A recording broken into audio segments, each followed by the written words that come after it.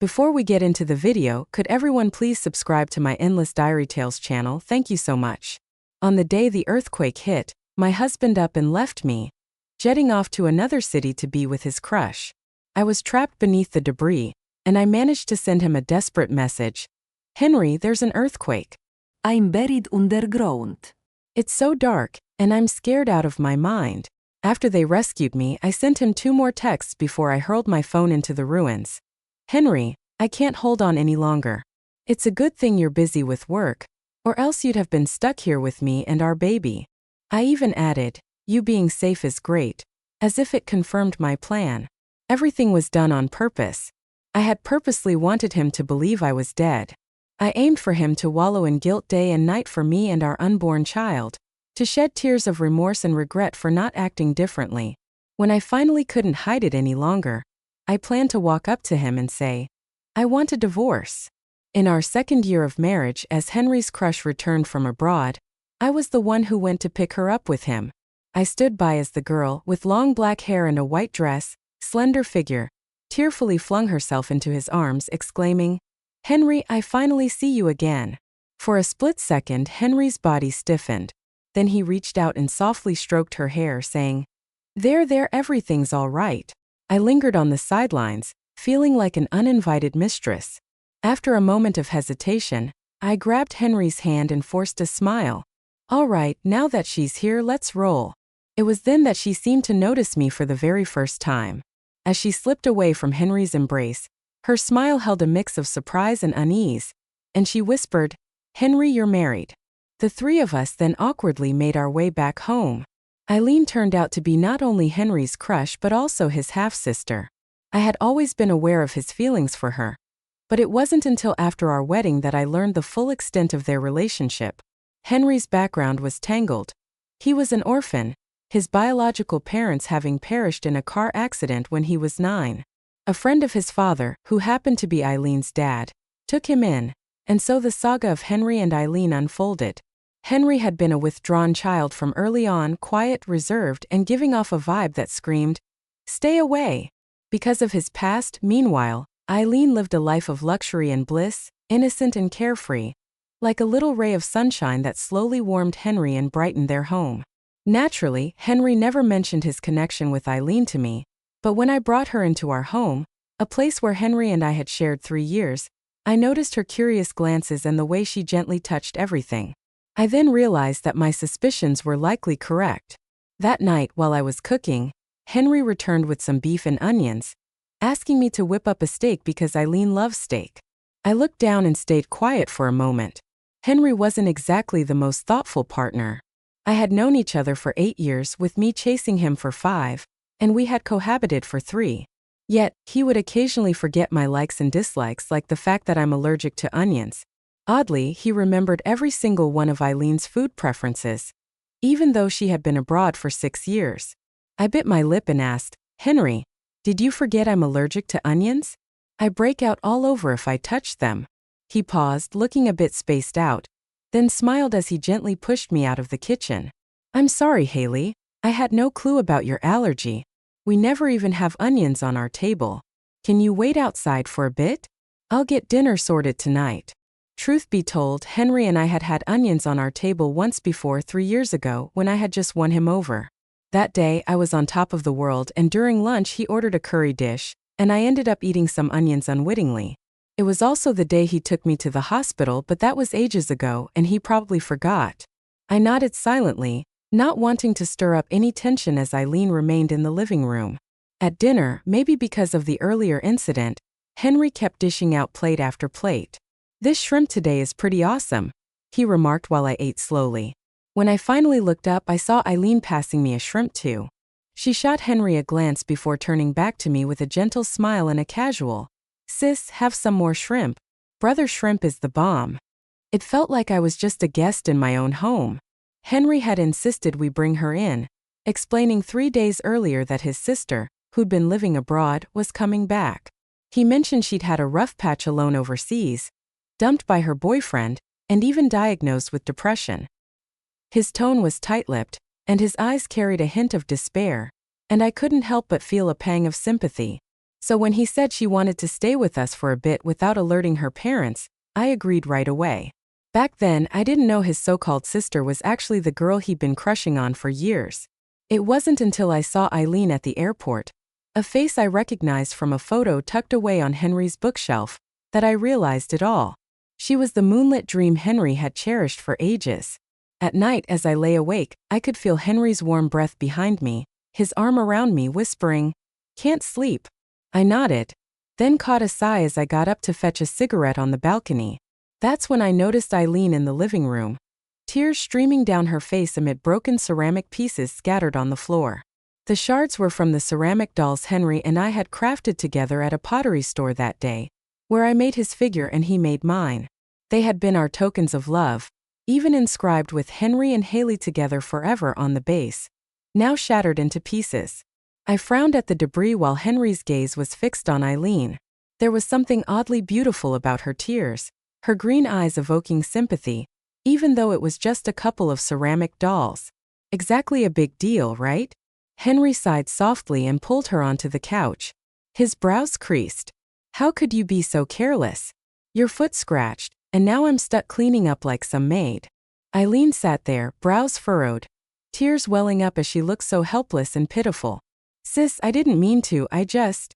She stuttered, her words dissolving into more tears, as if she was remembering something deeply heartbreaking.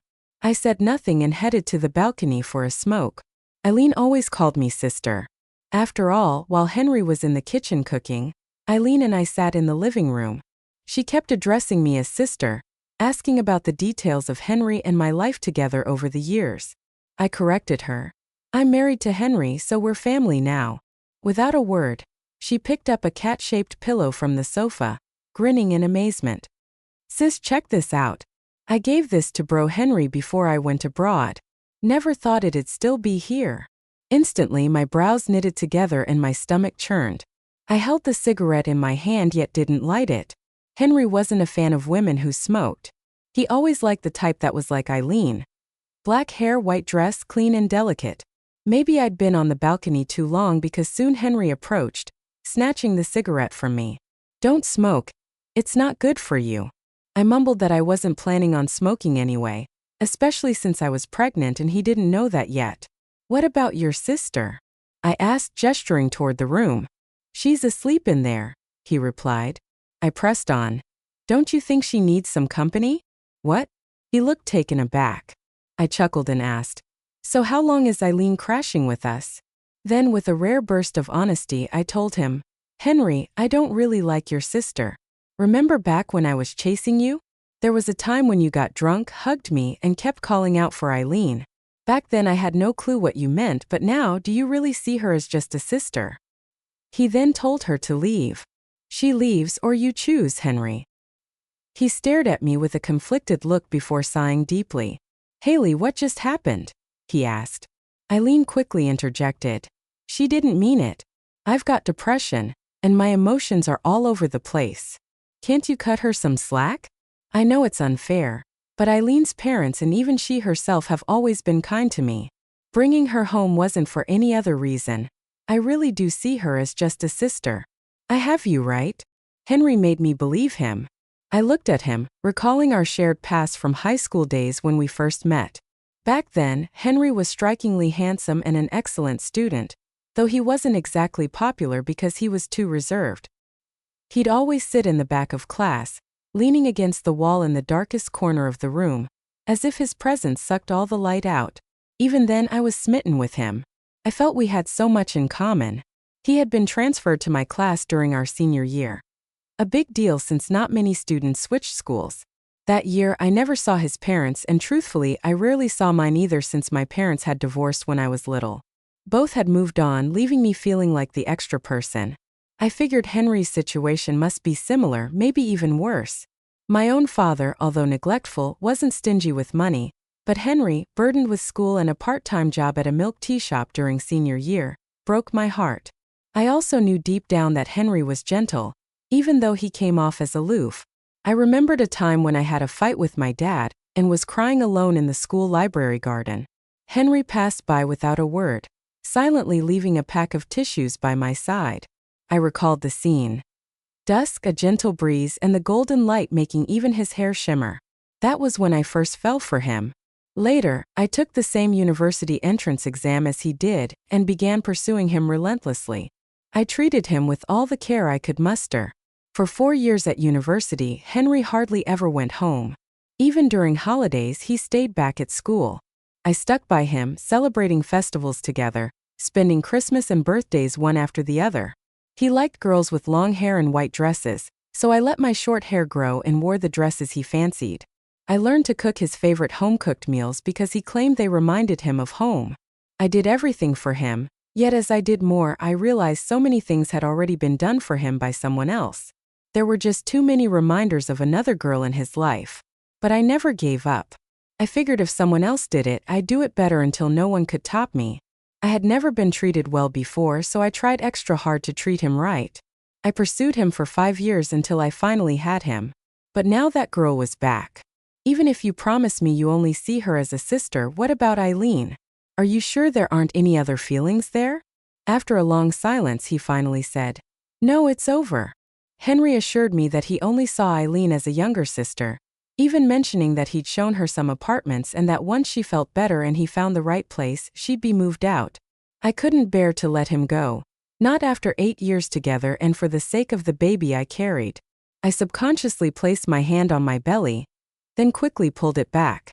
"Henry, those are your words. Don't lie to me. If you mess with me, you'll regret it." Seriously. The day Eileen moved, the sky was cloudy. Henry and I accompanied her to her new place. She had a ton of stuff and packing up took nearly 4 hours. By the time we returned, it was raining cats and dogs. As soon as we got home, Henry got a phone call from her. I couldn't make out what was said on the other end, but I watched Henry hesitate before answering. He hung up, paced around her old room, then grabbed an umbrella and dashed out. Apparently, she had forgotten something important, so I offered to take it to her. "It's pouring out there. Should we go now?" I asked her lost items. Apparently it was urgent, so I nodded. I even suggested that I tag along. Henry looked at me, smiled, pulled me into a hug and kissed my cheek. "Don't worry, I'll be back as soon as I drop these off." Even though I wanted to accompany him, I didn't push the issue. After all, I was pregnant and I couldn't be so stubborn. I settled on the couch for a long time, poured myself a glass of warm water, and waited for him. Eventually, I received a text. "Haley, it's super rainy now. I'll chill here until it calms down, and when I'm back, I'll bring that cake you love the most." I stared at that message for a while, then replied, "Okay then." I stood up and glanced through the small gap in Eileen's door. Her place wasn't fully locked, and I could see the warm light inside, but I didn't have the guts to push it open. The hallway was dim, and I could hear soft sobbing from within. Eileen was crying. I could make out her voice through the door saying, "Henry, I miss you so much. Even all these years abroad, you were on my mind day and night.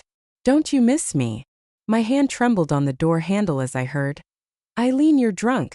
Let me go. Stop messing around," followed by the sound of a bottle clattering to the ground. Henry's voice was firm, as if shoving her aside. "No, I'm not messing around. You were the one who said you liked me first, the one who wanted to be with me all the time. Do you still feel that way? You must still, right?" I pleaded. "Answer me." After a long-awaited pause, I finally heard his weary reply. "So what if I did? It's all in the past now." My heart plummeted in an instant. I froze, my body numb but my heart pounding as if it wanted to burst right out. Then all the background noise faded, leaving only a muffled groan. A sound I knew all too well from the past. Back in the day, I used to love kissing Henry's neck while he read, and he'd let out that same groan. But now it was Eileen kissing him. And what about Henry? How was he reacting? I slowly cracked the door open just a bit. In the gentle light hitting my face, I saw Henry's stunned expression clearly, but then in the next moment, he closed his eyes slowly. They were kissing in that warm glow. I couldn't take it anymore. I clamped my hand over my mouth and bolted out in a frantic rush. Maybe the noise made the two inside break apart because Henry soon followed me outside, calling, "Haley, come on, let me explain. Things ain't what you think." Back at home, Henry tried over and over to explain, but I had shut myself in the bedroom feeling dizzy inside. Outside, he was there pleading that it was all a misunderstanding, that Eileen was just drunk and emotionally unstable, and that he was only there to keep her company, trying to smooth things over. He said the kiss was a mistake, all because Eileen was wasted. "Haley, it's all in the past. I have you now," he insisted. That night I slept alone, tossing and turning as I mulled everything over. The next morning, I left the room early and opened the door to find Henry standing there, looking as if he hadn't slept at all. All dark circles under his eyes and a bit of stubble on his chin gave him a cautious, almost fearful look, as if he were a dog afraid of upsetting its owner. I paused for a moment, smiled, and said, "I'm starving. I want that porridge you make. Can you whip up some for me?" Henry's puzzled look quickly turned into a smile as he thought I'd finally come around and forgiven him. But I hadn't. I'd just given up hope. I spent that night thinking a lot. I've never been one to focus only on others' faults. In fact, I'm usually the one who cherishes the kindness others have shown me. When I think of Henry, I remember the time he sat by my bedside when I had a fever, cooling me down with a damp towel. I recall the day he proposed on the beach under a sky full of stars, holding me close and kissing me. I even remember when, on the anniversary of his parents' death, he hoarsely whispered, "Haley, I only have you. Promise me you won't leave me in this lifetime." But I also remember the times he wavered between me and Eileen, forgetting my allergies yet meticulously recalling everything about her. I remember that even though he said he loved me, his eyes were always drifting towards her. In these 8 years, I never truly felt his genuine heart. I'm exhausted, tired of giving everything and receiving nothing back, and I'm not ready to let him and Eileen have their happy ending without me. Closing my eyes heavily, I decided that even if I walked away, Henry wouldn't be free to be with Eileen. In the days that followed, Henry was on his best behavior, thinking of me, buying my favorite cakes, the latest handbags, and kissing my cheek every morning before leaving. He started coming to work on time and spending more time with me. But then I saw on Eileen's social media that he was also buying her medicine, cooking for her, and celebrating her birthday. Her last Instagram post was 2 photos, one of her and him from years ago, both beaming with genuine warm smiles, and another selfie where she held a bouquet of roses while a man in an apron busied himself in the kitchen. The caption read, "Time flies, but we just like in the past." Anyone looking at those pics would assume they were a loving newlywed couple. I gave it a like, though inside I was seething. Soon after, Henry called. "Haley, have you wrapped up work? Let me pick you up for dinner." "Sure, let's go grab some Western food," I replied, even though deep down I knew he was juggling being with me and her, caught between not wanting to leave me and not wanting to let go of her. I pretended everything was fine, playing the role of the devoted wife who trusts him wholeheartedly. One evening, I distinctly heard Eileen calling him, and I asked, "Is that Eileen?" At that moment, he was half asleep next to me, answering the call in a groggy tone. "Yeah, she's got a cold and a headache." Then he paused. Suddenly I smiled and said, "Then go see her, but remember to come back early." That night, Henry didn't leave. He said Eileen had her medicine and would be fine. After a good night's sleep, he turned to look at me, his expression a mix of disbelief and hesitation. After a long pause, he finally blurted out, "Why? What? Why?" I feigned ignorance. "So, in the middle of the night, you expect me to deliver medicine to another woman?" He knew deep down it wasn't right. I softly said, "After all, she's your sister, isn't she?" Finally, Henry sighed and said, "I've thought it over. I should trust you. People got to look forward, right? Let the past be the past." That night, we had a long heart-to-heart conversation. I've never been one to act overly emotional. I always tried to be strong. But that night, I mimicked Eileen's vulnerability, intentionally amping up my pain to seem fragile. Then I told him, "Henry, I only have you. If I can't even trust you, who can I trust? You promised you'd be there for me for a lifetime. You won't let me down, will you?" I knew his stubborn nature. He'd end up feeling guilty because a man's guilt is always more real than love. But that wasn't enough. Slowly, I placed my hand on my abdomen, a twisted mix of satisfaction and pain welling up inside. I'd longed so much for this child. Both Henry and I had always dreamed of having our own, maybe because of our broken families. Not long after we married, there was a mix-up with a pregnancy test. When I told him I was pregnant, I'll never forget the way he reacted. stunned, dazed for a moment, then coming to his senses with eyes shining. He wasn't one to show emotions openly, but in that moment, he couldn't hold back his smile. He scooped me up quickly, then carefully set me down, his face a portrait of regret and worry, clearly afraid that his actions might harm me or our baby. This whole saga is a mess of hurt, regret, and twisted love that just keeps piling on, even when you try to hold on. When I discovered I was truly pregnant, a surge of excitement mixed with eagerness to share the news with him overwhelmed me. Yet that very night, when I caught his distracted, absent-minded look, I inexplicably held back my words. Now, as I gently caress my belly, one thought keeps echoing. What if Henry finds out about the baby? What if he realizes that he's somehow responsible for the baby's demise, or even worse, that the loss is linked to him and Eileen? What would he do? I must have been losing my mind, feeling like one of those ruthless TV villains who use a child as a bargaining chip. Still, I couldn't help myself. He adored children and had longed for a baby with me for so long that we'd even chosen a name. If that were the case, surely he couldn't continue with Eileen without being overwhelmed by guilt, right? In just 10 days it would be our second anniversary. To celebrate, Henry whisked me away on a trip. But I can't explain why. Right when we arrived, I suddenly felt unwell. Even though this baby had always been so peaceful in my womb and I had never experienced any discomfort since getting pregnant, that night I lay in bed with my eyes closed, unable to sleep while Henry slept. Soundly beside me, the deep silence of the night magnified every little sound until I heard the incessant buzzing of a cell phone. It was Eileen calling again. Henry answered with a few words before abruptly hanging up, yet the phone kept buzzing. From the other end, I could hear Eileen's desperate cries. "Henry, can you come see me? I feel so lousy. I think I'm going to die. Nobody loves me. You don't want me, do you? I'm on the rooftop right now. The wind's fierce and the sky is pitch dark. Will you come to see me?" After a while, Henry ran a hand over his forehead and let out a soft sigh. I stayed on the bed, pretending to sleep until he gently nudged me awake with a kiss on my cheek. "Haley, there's some trouble at work. I got to head back for a bit. I'll be back by tomorrow morning," he said. Normally, I would have nodded obediently, playing the kind, accommodating role I'd adopted these days, trusting every word he said without question. But for some reason my heart was pounding so hard that I feigned having had a nightmare, clinging to his waist and even shedding a few tears. "Henry, please don't leave. I just had a bad dream. Don't leave me alone here."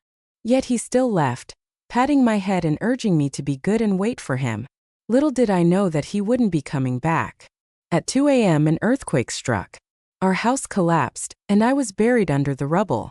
What is it really like to be trapped beneath so much debris? It was pitch black, endless darkness with scarcely any air or space. Just infinite blackness that magnified every flaw and weakness inside me. I thought I had completely given up on Henry, utterly disillusioned by him. I believed I was strong, but as I lay immobilized beneath the wreckage, I realized just how fragile I was. In that oppressive darkness, I managed to text Henry. "Henry, there's been an earthquake. I'm trapped underground. It's so dark and I'm terrified. Am I going to die? I don't want to die." Over the next 4 hours, my messages evolved from raw fear to numbness and eventually to bitter anger. My friends sent comforting texts, but Henry never replied. I couldn't shake the thought. While I was buried, what was he doing? Was he at Eileen's place, maybe even in her bed, whispering sweet nothings? The mere idea made me tremble uncontrollably. I remained in the rubble for 10 excruciating hours before I was rescued. Then a wild idea struck me. Shaking, I sent him 2 final texts and hurled my phone into the debris. "Henry, I can't hold on anymore. Lucky you have work to keep you busy, or else you'd have been doomed here with me and our child. You're really lucky to be safe." I did it on purpose. I wanted him to believe I had perished in that mess. I wanted him to be haunted by guilt and regret, to remember that it was his suggestion that brought me here and his decision to leave me alone for Eileen, condemning me and our baby to die in a foreign land. Even on the brink of death, my heart and mind were consumed by thoughts of him. I wanted him tormented by memories and sleep, less nights filled with guilt. By the time Henry finally received those messages, broad daylight had broken. The previous night, when he encountered Eileen on the rooftop, Her silhouette nearly toppled by the fierce wind. She turned, looked at him, and offered a faint smile. "Henry, you're back."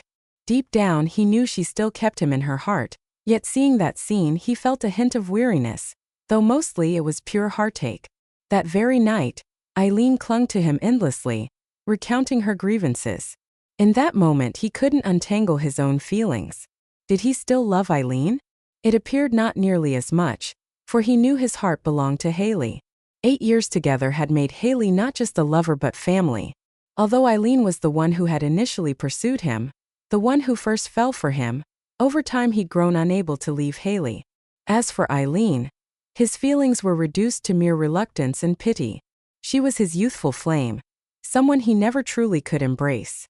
In the past, everyone had been against them, and now he realized he should push her away. But he didn't. Instead, he patted her head and said, "Don't overthink it.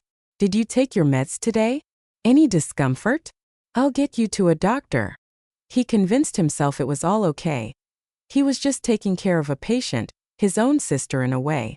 Meanwhile, Haley remained blissfully unaware. She had loved him so deeply. This was the one time, the last time, that truly mattered.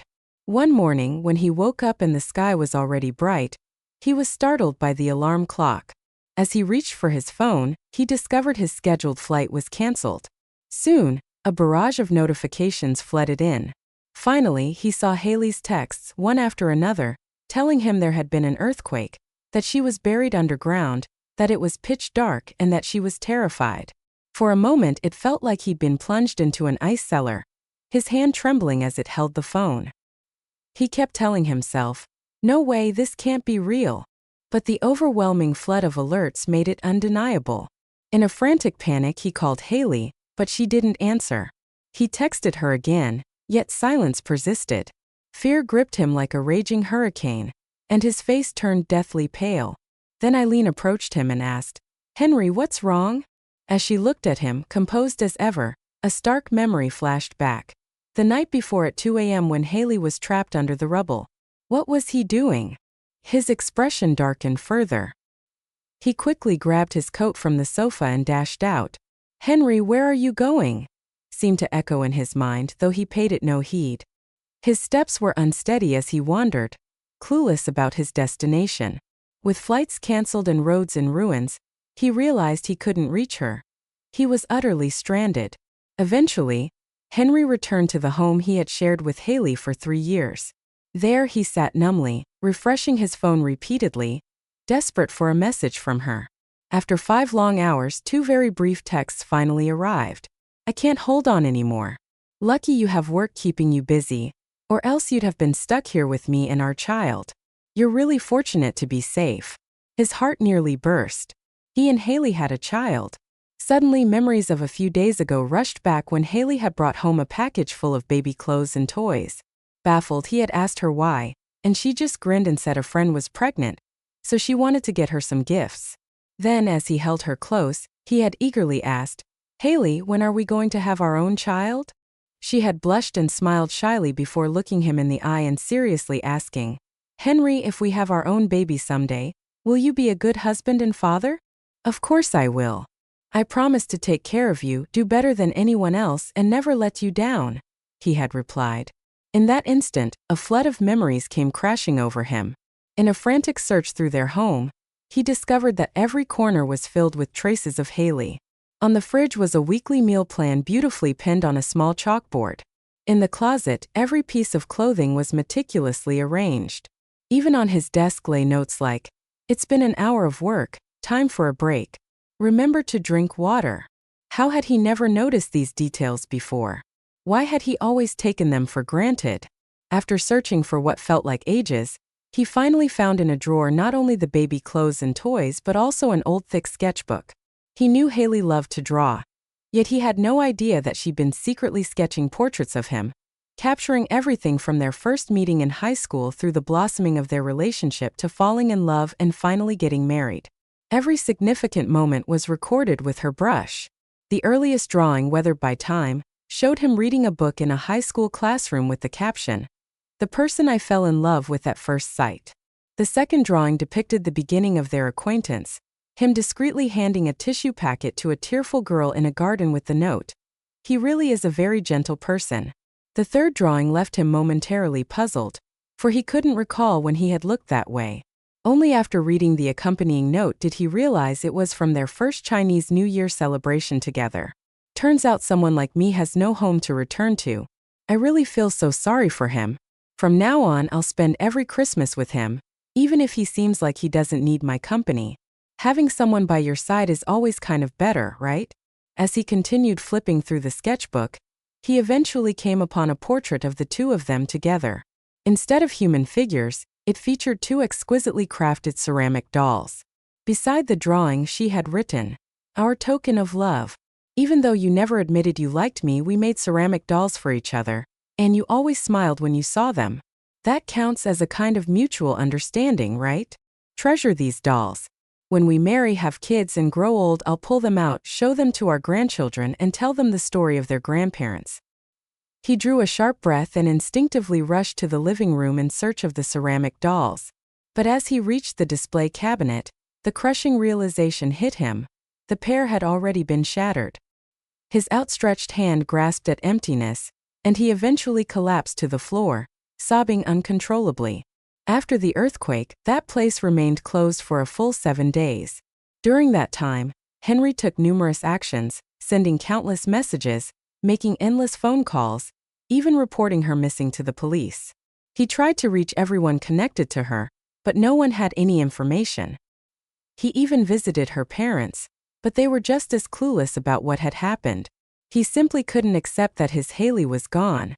Every night, he locked himself away in his room, too terrified to step outside, as every nook of the house was steeped in memories of her. There were so many shared moments between them. She had loved him so deeply, and he had loved her too. But how had it all gone so wrong? By the 6th night, even the flowers by the bedside, left neglected, had begun to wither, and he too felt withered. He spent hours lying in bed, thumbing through the photo album she left behind and the messages she'd sent while trapped underground. He wondered what emotions had flooded her while she was buried. She had loved him with a fierce, burning intensity, and yet he had betrayed her, leaving her to face that darkness all alone. Being trapped in such isolation, she must have felt utterly hopeless and scared, right? And yet she somehow managed to say, "It's so good that you're okay." Shutting his eyes tightly, he let his hand creep up to his neck as he pondered what it must have felt like down there. So dark, gloomy, with barely any light or air. What would it be like not being able to breathe? Gradually, his grip tightened, as if mimicking that suffocating sensation. He opened his mouth in a futile gasp, like a fish gasping for air, but his hand did not relent. Then, in the next moment, he eased his grip. He couldn't die. He had to go find her. Even in death, they should be together in the same place. The next time I saw Henry was on the 7th day after the earthquake. That day, the roads had finally been cleared, and flights resumed. I had hidden in a tent, watching him from afar as he clutched my photo, searching for me everywhere. He had already asked the person in charge, but there was no sign of me. How could there be? I simply didn't want him to find me. After my rescue, I even lied, claiming I had lost my phone and ID when they gathered information. I gave a friend's details instead. I wasn't sure how long I could hide from him, but for now, I'd do it as long as necessary. I stole one final glance at his frantic figure before slowly climbing into my friend's car. He looked utterly worn out, with stubble and unkempt hair. But honestly, he deserved it all. I stayed hidden at my friend Lucy's place for a week before finally stepping out. I went to the hospital for an abortion. When Henry eventually found me, I had already undergone the procedure and was lying on a hospital bed. His eyes widened as he looked at me without saying a word. I pulled out the divorce agreement I prepared and said, "Let's get a divorce." Henry refused to sign. I then asked him, "Henry, what were you doing on the night of the earthquake at 2:30 a.m. when I was trapped under the rubble? I know everything. Sign it. You don't deserve my true feelings at all." For a moment he was stunned, his face as pale as paper, yet he still wouldn't sign. Perhaps he realized that the love between us had withered away, and that there was no baby anymore. This flimsy piece of paper, the marriage certificate with our two names, was all that connected us now. He forced a weak smile, though his body trembled. Then Henry pleaded. Haley, let's go home. You've just had the operation. Let me take care of you. But Lucy, my friend who had picked me up after the earthquake and at whose house I'd been staying, pushed him away. Do you have any shame at all? She shouted. Haley made it crystal clear. Don't you know what you've done? How dare you even mention taking care of her when I'm the one who will take good care of Haley? He begged again. Haley, I know I was wrong. I'll change. Will you forgive me?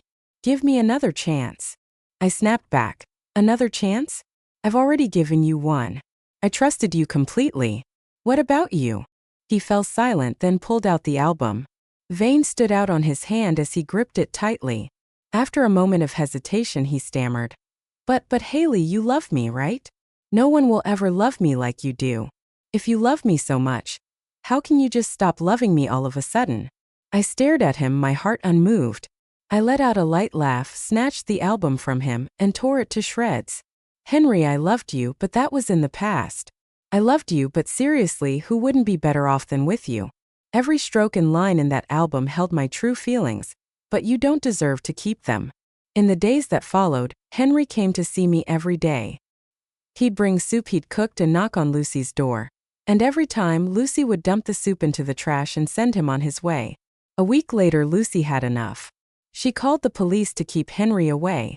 After that, Henry waited for me at the community gate every single day for over half a month. During that time, he even quit his job and Eileen was completely abandoned. Meanwhile, I never came down to see him. Then, on my birthday half a month later, Henry called. He had bought a birthday cake for me and was hoping I'd come see him. Over the phone, he promised he'd wait until I came over. But I said nothing and just hung up.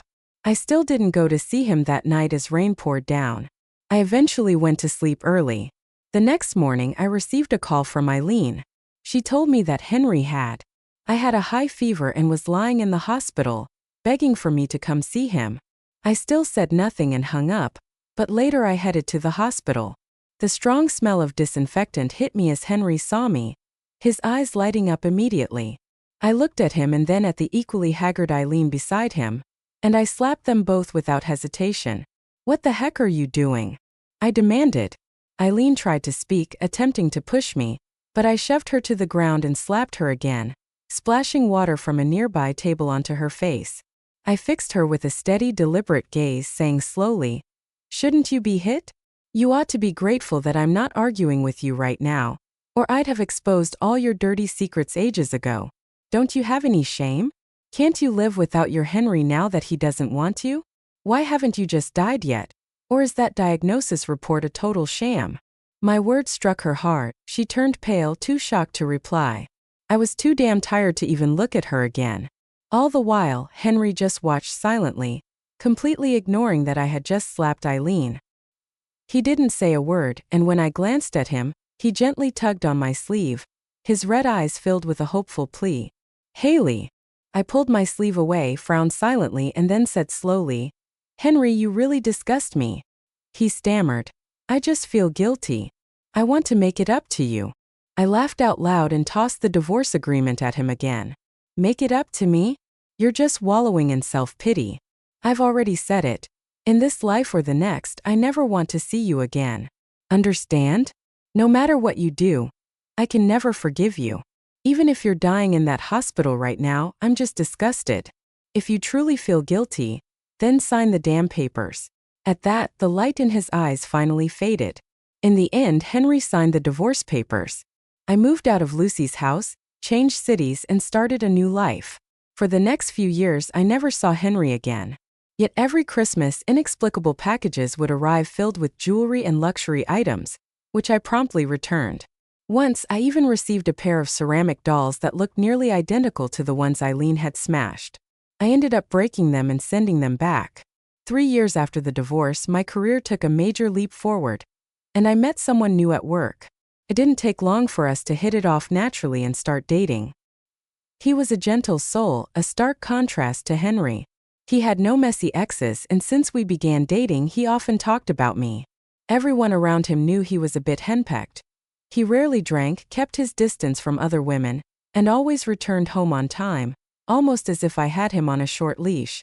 He told me, Haley, I am your boyfriend. I have an obligation to keep myself in check and give you a sense of security. Let's continue our relationship naturally and get married. Shortly after we married, I heard that Henry was in a really rough spot. After our divorce, he had sunk into a deep depression. He was drinking himself with alcohol every day, and even ended up in the hospital several times. On the day of my wedding, he drank until he suffered stomach bleeding. That pale, haunting moonlight had always been by his side, but now Henry no longer wanted its company. Word was he was genuinely depressed. A few days later, I received a letter with no signature, but the handwriting was unmistakable. It was from him. I didn't even bother reading it. I just tore it up and threw it in the trash. After so many years, I had moved on and wasn't interested in anything else he had to say.